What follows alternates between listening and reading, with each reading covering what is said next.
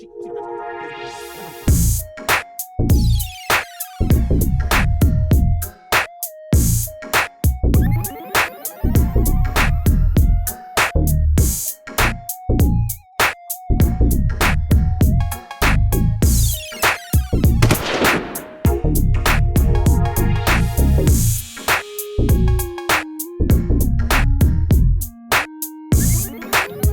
and gentlemen, welcome to another episode of Osaje Cigar Talk.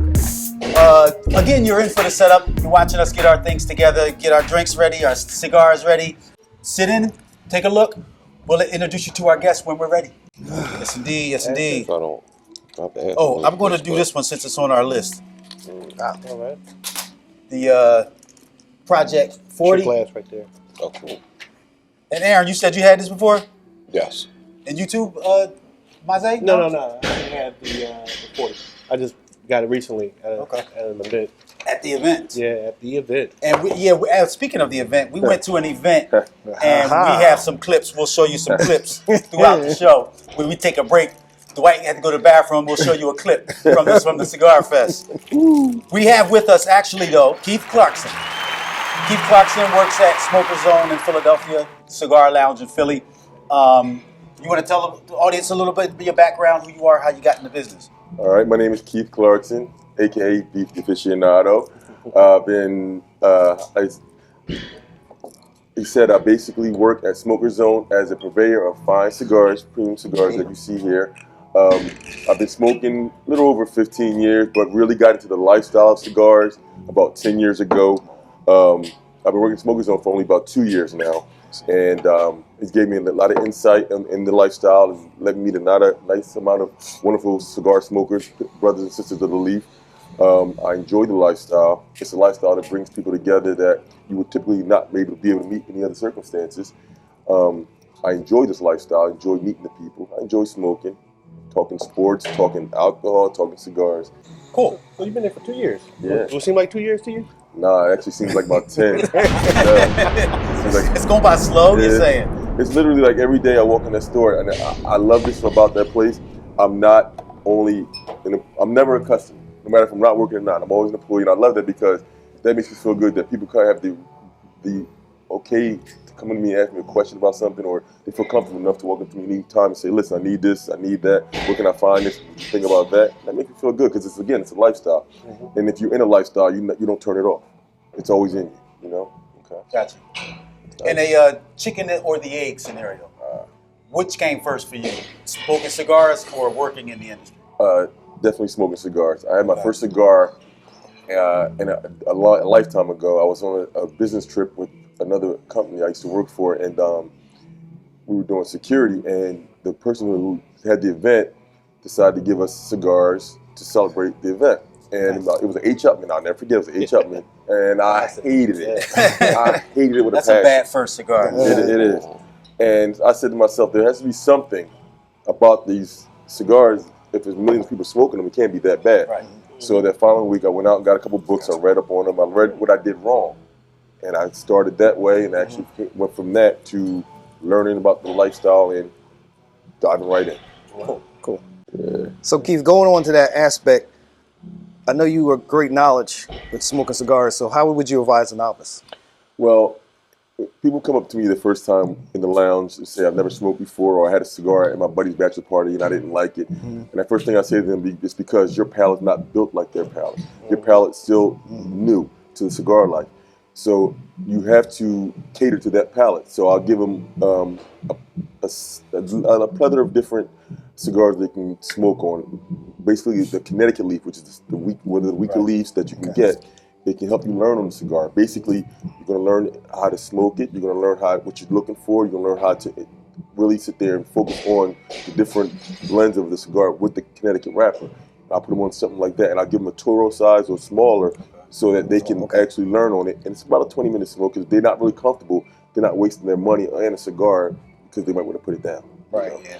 I explained to them that it's a process. Your palate's going to reject it for first couple times until you get used to the actual intake of the smoke. You're not going to really know what you're looking for. Gotcha. So you got to learn that way. Okay. That's how you learn your palate. Your palate, yes, you have to. And you don't want to never take a cigar from someone when you're not knowing what you're doing, because it can get you sick. It can get you sick. Yes, indeed. All right, so Keith, what if you wanted to quit smoking? Do you think that would affect your position per se at a smoking facility? Like would it be a problem? Would it be an issue? I wouldn't say an issue. Smoking gives you a better perspective about the leaf. But we have a lot of knowledgeable people that's in the lifestyle that don't smoke at all, that can tell you about the leaf, where it's from, how it's blended. Now, the taste, they wouldn't have to go to someone else for it, but they can actually give you what they... Like, I don't know. I know.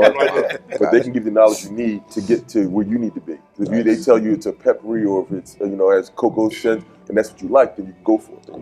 So you can work in a lifestyle and not have to, indulge. I mean, I don't know why you want to, but... Right. Since we're talking about cigars and flavors and different things of that nature, tell me, what is one of your best cigars you smoke? Well, for me, best means three things. If it's consistent, if I get the same flavors and notes every time, and it never let me down. Okay. And I'm partial to my favorite every day, the Oliva V. This is my cigar right now. That's the go-to. That's the go-to. That's the go-to. And I mean, I've been smoking her maybe 8 or 9 years. Everyone's been the same. Wow. Consistent. Very consistent. It's like that one friend in your life that's never let you down. Wow. That's the cigar that's never let you down. I don't know about that. Right. So I found a cigar that can replace that. Right. So that is my go-to. I mean, it's full body. It has sense of pepper in the beginning. The first quarter of the cigar, it starts out strong, stays that way all the way through to the last quarter. I love that about that cigar. And you said you've been smoking 15 years, right? It's been that one? I discovered this one about maybe 10 years ago. Okay. And when I discovered her, I literally just fell in love. And like I said, and then she had a big sister, the Oliva V Melania. Melania, right. Yeah. Another one. Consistent, and the pepper's even stronger in that cigar. It has a bigger bite to it, and that's what I love about it. So that's what makes the cigar good for me. Gotcha. I'm gonna have to revisit that. Yeah. Now, this may be the same cigar, maybe the same brand, but I want to know which, in your view, what cigar brand is doing it right? That's a good question. I would say for a brand to be doing it right, they have to cater to every palate. And I'm not gonna lie, one of the best companies out there is Nick Perdomo. Okay. He does it in a way that no one else does it. You might have a company that just produces strong, strengthy cigars, like a DBL. They known for just giving you that punch in the gut. Where Nick wants you to learn. If you walk in and the first day putting a cigar in your hand, you can grab a cigar, and then as your palate graduates, you can go to a full body. He has that for you. So in my opinion, he's doing it right. He knows how to get every cigar smoker in every palate that you want to get to. Okay. And which one's not doing it right? Let's say you like them, but they just, I don't know why they're doing this, or why did they change this, that type of thing. Answer him, right? Yes. Yeah. We don't have enough time for that. Well, the first one that comes to mind is Camacho. Okay. Ooh. Camacho was one of the older companies out there who was doing it right for a long time and started making, I guess, CEO moves or whatever they were doing. They changed a lot of the blends.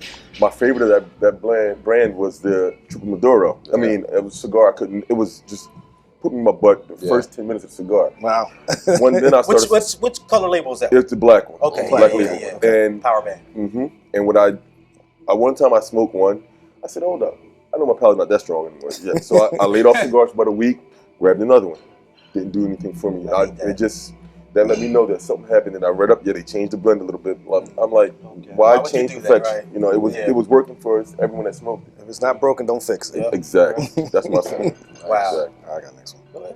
All right, Keith. So my next question is, what is the best 3 cigars under $8? We did this our last episode. Yes. So we like to get your opinion. Yes, get your top 3 list. Top 3. Professional. Under $8. Now I'm going to put it. I'm not going to take all the palettes and the strengths out of it. For me, under $8, you cannot go wrong with a blender out there by the AJ Fernandez, one of my favorite blenders out there. His cigar that I love every day. It's an African Cameroon wrapper by New World. New World, yes. And it's only they have 3 different sizes, that we carry in the store, but they're all under $6, and it's a wrapper you cannot find too many places. That Cameroon wrapper is actually a gorgeous wrapper. That one. Yes, exactly. Exactly. That was a new one. I have to say, It's on the list. it's on the list. Another go-to under $8 would be for me, Jaime. It's at $8. It's a Jaime Garcia because it's the medium blend where if you in the middle of the day you don't want it too strong, but you want to know you're smoking a cigar. Jaime Garcia, it never fails you. It's a nice medium smoke and it's a nice little. Is that the Reserve Especial? Yes. That's your go-to, right? Yeah, that's a Okay. good yeah. Okay. I like that cigar. And You got one more for us? Yes, the third. And these are not in any particular order, right? Particular order. Okay. The Perdomo short story. The short story, and it's funny because I'm saying that under $8 because it's a cigar that if you're sitting and you have 15 minutes and you want to feel like you just had a good Churchill, the short story, small batch is literally the cigar you want to grab because it's about a 10-15 minute smoke and it starts out strong and runs right through their strength all the way to the finish. Wow. Okay. So under $8, they're no misses. There are 3 minutes you can go with and won't miss. Wow. All right, last question for you. Because I believe, if I'm not mistaken, you've worked in both type of shops, lounges.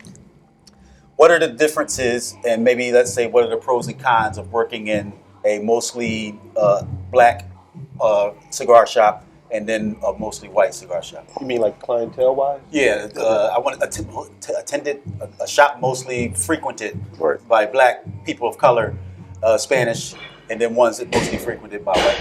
Well, the main difference I can see in it is the level of camaraderie.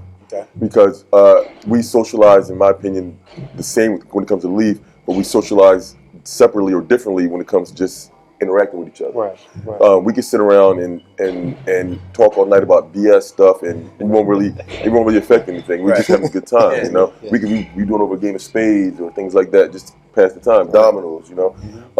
Typically, what I've seen in the other shops, basically, they like to be sometimes left at their own devices. They want to sit there, right, and not socialize too much. Yeah. Some do, but majority I've seen just want to sit there and enjoy the smoke, don't want to be bothered. Some lounges you have where they typically come in for that reason, and they don't want to be noisy. Right. They don't want the rah-rah all the time. Right. And it's fine. That's fine. But if you're in it for, like me, I like the lifestyle. I like to be social. I like to share. I like to share this lifestyle with you. You know, it's fun. And I want to share something fun with some people, you know. Right. So that's the main differences I see. I know someone stopped going to the zone because of the rah-rah. Yeah, and that's what happens. Because if you're not built for that type of, energy, then you're not going to be able to accept You won't that. be comfortable. Right. You'll never be comfortable. But it's certain parts of the zone that you get rah-rah in the front, and then in the It's back. zones in the zone. There you go, zones in the zone. You can go in the back, and it's quiet back there. And if you want that quiet time, you can kind of do that back there. So, and I explain to people when they come through, certain days or for certain reasons. Thursday through Sunday, it's going to be that rah-rah. Okay. Monday nights, it might be 8 people in the lounge after 5 o'clock. Yes. If you want no rah-rah, you want to take your shoes off and sit up reclining in the chair, that's the day to do on it. Monday. You know? Yes. Tuesday, same thing. So when you know Thursday's coming, that's the days you got to do something else. Either be prepared for it or don't come that day. Sometimes the cigar just calls you. It does. You got to fight through it. You know? That's a fact.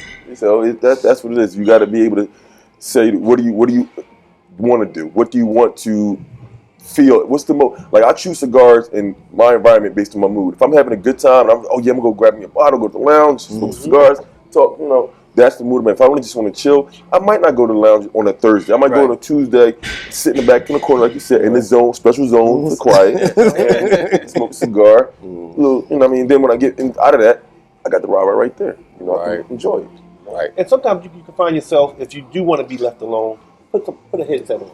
that does it for you. You know.